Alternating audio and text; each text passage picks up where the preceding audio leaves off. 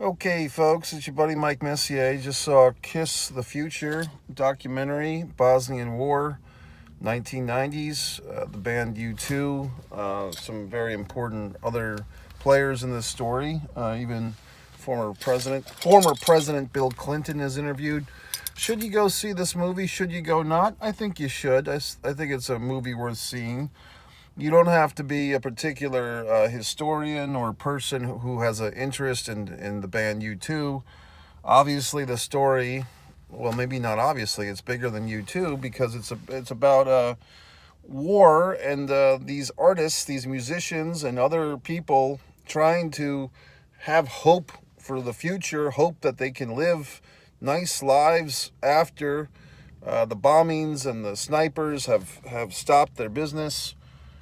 uh, I'm not always that informed on world events. Sometimes it's overwhelming, it's overbearing. I mean, you see these war crimes, and as an American civilian, what can I do? You know? Uh, However, back then, 1991, 92, apparently, Bono, the lead singer of U2, was informed of what was going on to these poor people in Sarajevo, which I guess was like, I don't guess, this movie just told me, was this artistic city. And all these, the idea being this war person, this warmonger, and I will say his name wrong. Spoiler, he's dead currently. Milosevic? I can't say his fucking name. But basically, his thought, apparently, at least as far as these filmmakers go, his thought was, if I stamp out the artisans and if I stamp out this city with cultural diversity, I will advance my agenda, which apparently he basically had those types of beliefs, similar to Nazis. Like, let me just have our own race that will be the dominant one, and everyone else can die. Um, and it's sad because the way I don't understand world or European conflict so much. I do know that there is a hell of a lot of conflict in Europe, so I'm not sure what's going on over there. But basically, it seems like he was kind of stamping out his own people. Maybe he didn't consider them to be his own people, but it's like the country is kind of attacking its own city. I mean, see, maybe this is beyond me. Like the beginning of the movie, the first 5 minutes, they kind of lay out this whole political drama. And as soon as I saw it, I'm like, I don't understand it. Like, I need to rewind the fucking movie, but I don't have a remote control because I'm actually in a movie theater. So, like I said, some of these world events go over my head or to the side of my head. But I think, we get to the point in this film where I did enjoy the documentary. It's a well-made documentary. Obviously, the music is very good. It's not just U2 music. They use other musicians. The Clash, of course, which was a punk rock band that a lot of people, see as a rebellion type of band. London Calling's in there. One interesting choice of music, and I don't know if I would agree with this choice, although the song did work well for the sequence, which was that Foo Fighters song, One, One, on to the next one, done, done. That's fucking songs in here. That song, I want to say, when was that song? Well, maybe it was from the 90s, now that I think about it. I mean, I guess I was thinking that song was a Foo Fighters song. I was thinking it was a 2000s Foo Fighters song, but maybe because the Foo Fighters did get going shortly after Cobain's death in Nirvana, so the Foo Fighters were up and running, I guess, by 95, 96. So maybe the song, although it came out later than when it was, used in the sequence of events in this film, I just like, my point is, I like songs in a documentary, especially where the music is time appropriate. I think that Foo Fighters song could have been anywhere between 3 and 10 years after the sequence in the film of which it's matched up to. Now, the song did work for the sequence. However, like I said, and also I don't really like the Foo Fighters a whole lot. No offense, Dave. What else?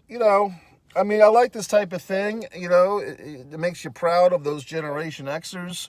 You know, all these millennial fucks and all these baby booming assholes and all these Generation Ys and X's and Z's and whatever the fucks get all the excitement. But the Generation Xers were right in the middle of all this. MTV was a big portal for energy. Also, like I said, I was never, I mean, did I say this or not? I was never a big U2 fan. I always kind of thought they were a bit obnoxious. I remember reading an article about the Zooropa tour, Spin magazine, if you remember that. And basically, Bono was addressing the audience somewhere at some concert, and his line in the concert was to the audience, "Someone's got to be the rock and roll star. It might as well be me." And I just, ever since reading that, I just thought, what a pompous asshole. But I have to give him credit. He's done more for people in the world than I have, you know. So, I mean, what the fuck? But I do have a newfound respect for Bono, and perhaps I should have had this wonderful respect for him all these years, and now I've missed out. So what can I say? What else? You know, and it makes you think. And as I'm watching this movie, I'm basically thinking this thought myself. As music is helping at least bring some awareness to this god-awful situation, these people under siege, basically pretty much everyone in the audience is thinking the same thing. Although tonight I was literally the whole audience in this movie theater, because, you know, people always bitch and complain, oh, there's no good movies, there's just the superhero movies now. Well, assholes, this was a very good movie in the theater tonight. Where were you, assholes? So I'm in this theater by myself, enjoying this movie, coming to this conclusion. We need a fucking concert like this right now. We need this sentiment now. People coming together, you know, people not killing each other, all these wonderful things. And basically one of the last talking heads in the film, in the documentary, basically summarizes what I just said in her own more eloquent words. She says, you know, when I look back at this, because what U2 did is they wanted to do a concert in the middle of the massacre, but they were basically held back and said, look, you guys might get assassinated, so we can't have the #1 rock band in the world killed here. So they waited until the war was over. Finally, the UN approved strikes, military strikes, and within days this thing was over after 3 years. It took 3 years for the UN to allow for 4 days of bombing, and I guess that was it, you know. So Sarajevo is starting to rebuild itself, and U2 finally comes over for this concert. And as we're seeing, Bono's voice cracks, it breaks, and the fucking audience has to help him sing his songs. And you know, one of these talking head ladies who was at the concert, she was a teenage girl at the time, she basically says, you know, looking at this footage now, you know, as much as this concert meant to us back then, as much as it was a spark to get the city back up and going, I think the world needs this type of concert even more now. And then we go into as the movie started, kind of like the old Zoo TV tour. If you don't know what that is, U2 went on tour, and they had like all these giant TVs and projection screens, and it was kind of a commentary on, you know, the oncoming age of media overload information and internet and 24/7 news channels. So, I mean, you gotta give U2 credit. They were kind of on the forefront of all the media overload. They were making a commentary on that. And they were turning their channel because they had satellite feed of things around the world. And they started piping in the people from Sarajevo. And at some point, you know, I guess they pulled the plug on that because it became so depressing. How do you go back to your rock and roll concert when you've just interviewed people that are being shot at and killed? I mean, one thing, now that I mention it, a very stunning visual in this film, is that these people in Sarajevo that were basically surviving on a daily basis, avoiding sniper fire and so forth, they would go into this underground rock club where they would play music, okay, and enjoy each other's company. And one night the drummer shows up and he's got his fucking hand blown off. So you got a drummer with one hand, and they show this picture, the photographs of this guy with basically his fucking remaining stump. It's all taped. He's got a fucking drumstick taped with electrical tape to the stump of his hand, and he's continuing to drum. I mean, it's like, what the fuck?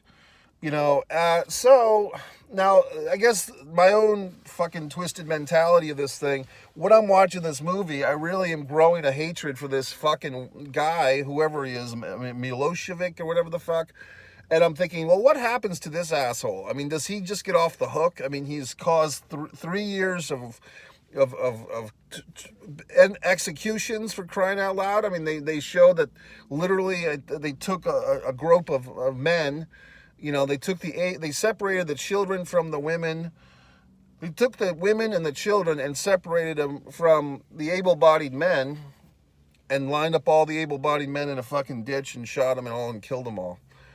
And then a couple of months later, I guess this was August of, was it 95, I think? Another massacre where like they go, the shell of a missile or something wiped out a bunch of civilians who were trying to buy bread from the market. So finally, the world leaders had enough, and they intervened and so forth. But yeah, I'm jumping all over the place just because it's a lot to take in, folks. I mean, when you see a documentary, and like basically right now, and look, I've not really said a whole lot, because I don't know a whole lot, of these world situations, Gaza and Israel, and I did see that footage from the concert, and today there was reports of people in Palestine, civilians being killed. So I don't know who's to blame. Is everyone to blame? Is no one to blame? Who the fuck knows? I mean, I don't have an opinion other than it's horrible and it's tragic. I don't know. I try to get the information. I try to find these, and I do. I watch the YouTube videos, and some of these assholes have videos. 8 minutes, and you'll understand the Israel-Palestinian conflict in 8 minutes. Well, I guess I need another 8 minutes because I've watched several of those fucking videos and I still can't wrap my head around it. And so forth. And then Russia and Yugoslavia. This movie, apparently, when this documentary was being, made or produced or whatever, they kind of end on more of a Russian Yugoslavia beat. Basically saying that this repetition of violence and repetition of violence and war and conflict and man's inhumanity to man, it continues. We think we got it figured out, and then we just do the same shit. When I say we, I just mean people in general, okay? So I don't know what to tell you. And this is the type of thing where once again, we're living our lives, we're trying to pay our bills, we're trying to do our thing, enjoy the fucking sunshine, try to have a nice life for yourself. And then if you get into these thoughts of these world events and everything, it can get very depressing. Is probably the word that comes to my mind. Exhaustive. It could get, you feel that life is pointless. You feel that humanity is doomed.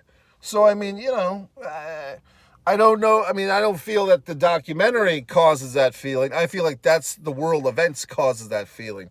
And then you could get into this whole, fucking existential rant of, are we better off not paying attention?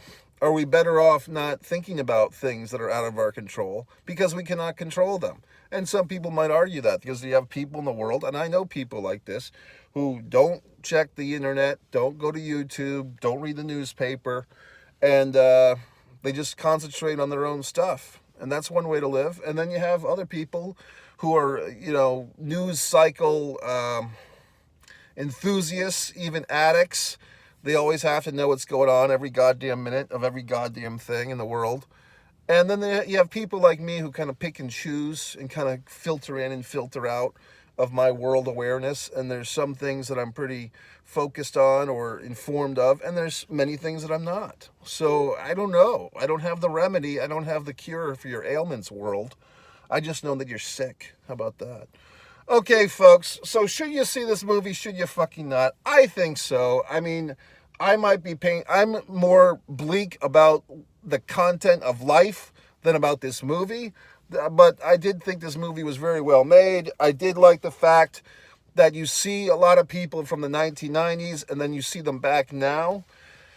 So I kind of like that stuff. MikeMessier.com. If you've liked this review, you can buy my books. Go to MikeMessier.com. Scroll down. Fight or Play Basketball. My Gothic Horror Distance from Avalon. Mike Messier. Subscribe. Why don't you?